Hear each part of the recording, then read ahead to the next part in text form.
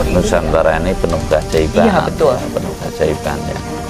Di mana keajaiban ini perlu kita bukan mempelajari ya, tapi melakoni dan mengamati. Iya, betul, ya. betul. Kalau mempelajari kan sambil jalan, kita nggak ada juga fakultasnya. mengalami. Iya, betul, betul. Nggak ada fakultasnya. Betul. Namun ini adalah kasunyatan bahwa memang keajaiban Nusantara itu bisa kalau kata Pak Kiai mungkin kun fayakun ya. Kalau dalam Jawa itu sopo temen tinemu, begitu loh.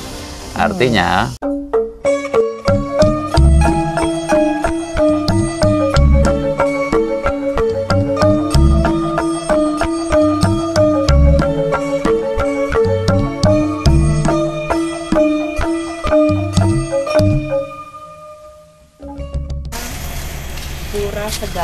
Pura Segara itu adalah pura Ibu Ratu. Jadi dari keturunannya yang memangku. Saya juga tiba-tiba gitu ketemu. Terus setelah kita deal baru cerita Jero ini adalah pemangku Pura Segara di Singaraja. Jadi saya bilang. Jadi Pura Segara itu berada di Singaraja. Di pinggir pantai seluruh Bali ada. Iya. Pura Segara. Termasuk yang di Sanur juga ada. Dan memang saya itu nggak tahu kenapa pada saat bikin logo itu juga dapatnya itu Candi Betarnya, terus mata anginnya sama bunga Wijaya Kusuma. Jadi kita abadikan di situ gitu. Itu mata angin itu gitu. Itu ceritanya. Luar biasa. Tapi Ini di bawah. Bawah juga ada kitab. Nah ini kan baru juga, begitu ini dibikin, ini baru loh Ki, baru 6 bulan yang lalu. Kalau pagar baru 3 hari yang lalu apa seminggu lalu selesai. Gitu. Pagarnya.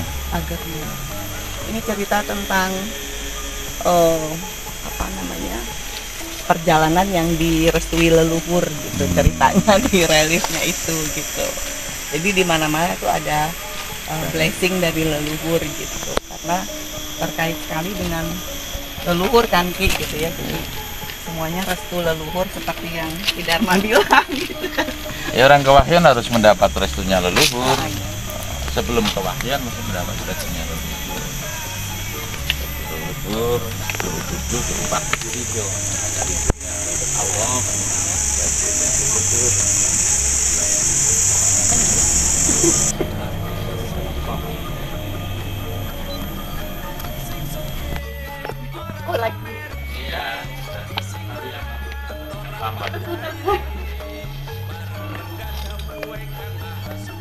Kalau bisa hasil channeling di alam ini. Enggak ada mobil. Rijal bawa mobil. Sima dan Mangkuraya.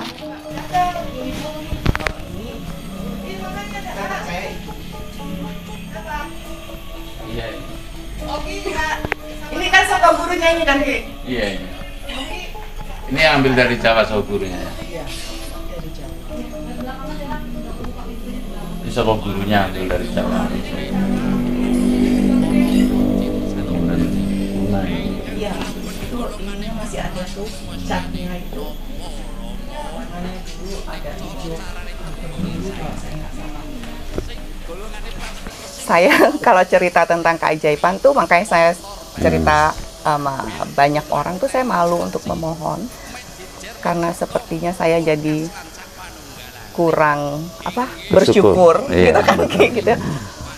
Karena kan ada keinginan ya, misalnya saya pengen ke Eropa dan itu terjadi gitu kan. Itu luar biasa, makanya saya mau tanemin itu. Kenapa saya pengen mengumpulkan para guru yang mempunyai ilmu pengetahuan kuno Nusantara. Saya juga saya belajar tentang yang kuno tapi masih yang global kan gitu. Karena kristal segala macam itu kan dapatnya saya justru dari luar negeri gitu ya. Terus Reiki juga saya dapat dari luar negeri. Makanya saya pengen yang Nusantara gitu. Saya lobby banyak orang karena Kerinduan. Iya, mungkin kerinduan gitu. Kerinduan. Dan terakhir itu karena maaf ya, bukan saya muji enggak ya. Tapi kesadaran itu memang bener mesti ditumbuhin dulu kan. Oh ya, kesadaran tingkat tinggi. Kesadaran. Guru saya dulu pernah ngomong gini, orang-orang spiritual itu harus punya kesadaran yang tinggi. Bagaimana caranya? Kita harus sering latihan. Gitu. Terus kita harus bijak, karena spiritual itu menurut beliau adalah orang-orang yang tercerahkan, gitu kan? Amin. Orang-orang yang tercerahkan gitu. Dan nggak tahu, saya tuh memang saya pengen ngumpulin guru. Mungkin buat saya ya gitu ya. Saya buat saya gitu, bukan buat orang gitu kan. Terakhir saya bilang, oh, apa yang dibilang Ki Dharma tuh benar, karena kita harus meningkatkan kesadaran dulu gitu ya, untuk mencari sejati kita gitu ya. Dan kesadaran akan sejahtera sesuai ukuran. Itu kan Ki. Jadi kita berdamai dengan diri kita kan gitu. Jadi teknologi ini membuat semua tuh pengen jadi kaya ya Ki gitu ya. Padahal itu cuma sementara menurut saya ya gitu. Pada akhirnya keinginan itu, aduh gimana sih kita udah punya ini terus gitu. Ya kan gitu ya. Kalau kita nggak berguna gitu kan. Terus ngapain kita hidup 100 tahun tapi kita do nothing gitu kan bahasanya. Kalau dalam bahasa Jawa itu manusia itu gunung tanpa tutugan. Gunung tanpa tutugan itu masih selalu merasa kurang. Mengapa dikatakan kaya? Karena kurang miskin. Mengapa dikatakan miskin? Karena kurang kaya. Kan seperti itu, adanya konotasinya, intinya kurang miskin, kurang kaya. Kalau manusia masih merasa ingin lebih tinggi, berarti masih merasa kurang gitu loh gitu. Dan sekilas saya mengatakan bahwasanya orang hidup tidak cukup menjadi orang kaya. Betul. Tidak cukup menjadi dalang, bahkan tidak cukup menjadi presiden. Ujung daripada hidup itu apa? Jodoh aslinya hidup itu meninggal. Kalau kata kasar, kalau dalam Jawa itu kepus, praloyo, kembali ke asalnya. Nah ini mesti kita mencari bekal. Taruhlah kalau dalam istilah agama kiai saya itu cari bekal hidup dan cari bekal mati, begitu loh. Nah, namun bekal itu apa? Saya akan mengulas sedikit ya Bu ya. Kalau nggak sepaham juga mohon maaf. Jadi sangune mati itu bukan amal yang baik sekali, menurut saya juga bukan. Terus lagi tapa yang sampai meninggal dunia juga bukan. Namun adalah menepati dan menempati garis hidup dengan ikhlas lah. Alias sangunya mati itu ikhlas. Ikhlas meninggalkan duniawi, ikhlas meninggalkan apa, walaupun amalnya segudang. Ketika kita tidak ikhlas, niscaya itu belum kategori kepada menuju ke arah kesempurnaan. Kalau di dalam ajaran Jawa kan nggak ada ajaran surga neraka. Adanya hidup sempurna, mati sempurna gitu. Nah ini saya bahagia sekali bisa visit kalau istilah menterengnya kan bisa bersinggah kalau kita ya, bisa bersinggah di Pura Leluhur Nusantara atau Puri ya. Pura Leluhur Nusantara, di mana Ibu Lina Kamal telah bersusah payah dengan harapan ini sebagai saksi keluhuran Nusantara. Siapapun yang mendukung dengan kebajikan anak cucu Nusantara, andai kata singgah mungkin bisa berada di sini kan, begitulah. Lalu kita siap juga melaksanakan hajat-hajatnya leluhur nih, saya demikian. Tujuannya tidak lain tidak bukan karena berlebih harta niatnya, tapi untuk perjalanan spiritual, mendalamkan taruhlah perjalanan spiritual sampai dengan ke arah yang lebih baik atau lebih sempurna, hingga tidak ada yang lebih sempurna begitu. Ya. Saya juga terima kasih ya, dan bahagia sekali gitu kan, karena ketemu Ki Dharma seperti bukan orang lain yang pernah saya ketemu gitu ya. Jadi luar biasa gitu ya.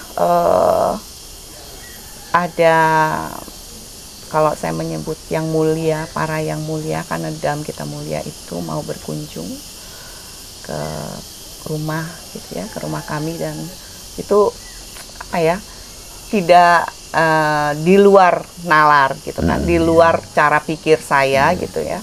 Nah balik lagi, itulah keajaiban ya, perjalanannya Ki Dharma sama Ibu dan yang lain-lain gitu ya.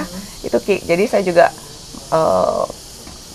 kalau misalnya ada 1-2 kata yang mau dituturkan ke anak cucu gitu ya, penanaman saya itu adalah itu, kita harus percaya dengan keajaiban itu. Iya. Ya. Artinya Nusantara ini penuh keajaiban, iya, betul. Ya, penuh keajaiban yang dimana keajaiban ini perlu kita bukan mempelajari ya, tapi melakoni dan mengamati. Iya, betul, ya. betul. Kalau mempelajari kan sambil jalan, nggak ada fakultasnya. Iya, betul. Nggak ada fakultasnya. betul. Namun ini adalah kasunyatan bahwa memang keajaiban Nusantara itu bisa kalau kata Pak Kiai mungkin kun fayakun ya, kalau dalam Jawa itu sopo temen tinemu, begitu loh. Artinya pengalaman Ibu ini kan, saya sungguh-sungguh, teman itu kan sungguh-sungguh, bukan benar salah, sungguh-sungguh niscaya semua akan terwujud dan mengikuti. Tinggal bagaimana nih kalau istilah kita lebih berfungsi lagi tentunya kepada kemaslahatan umat, kalau kata Pak Kiai, kalau kata kita bisa turut memayu hayuning bawono, kan seperti itu, memayu hayuning bawono ya untuk seluruh umat kan sama nih. Kalau dalam agama mungkin rahmatan lil alamin gitu, bisa memberikan rahmat terhadap alamnya, terhadap sesamanya kan begitu. Nah, oke, saya kira demikian bincang saya dengan Ibu Lina Kamal yang betul-betul memuliakan dan dimuliakan, mudah-mudahan semoga bisa bermanfaat. Amin. Terima kasih.